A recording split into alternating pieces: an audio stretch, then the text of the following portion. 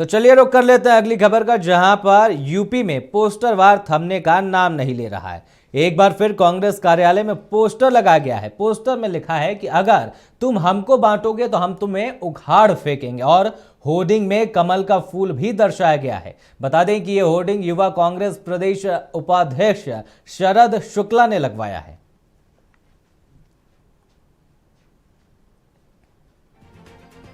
तो यूपी में पोस्टर वार लगातार जारी रहता है। ये ऐसा पहली बार नहीं है, पहले भी ऐसे कई होर्डिंग और पोस्टर लग चुके हैं। तो वहीं पर एक बार फिर यहां पर पोस्टर लगा है, जहां पर बता दें कि भारतीय युवा कांग्रेस के प्रदेश उपाध्यक्ष शरद शुक्ला द्वारा ये पोस्टर लगाया गया है। और जानकारी देते चलें कि इस होर्डिंग में कमल के फूल को भी दिखाया गया और साफ साफ लिखा गया कि अगर तुम हमको बांटोगे तो हम तुम्हें उखाड़ फेंकेंगे।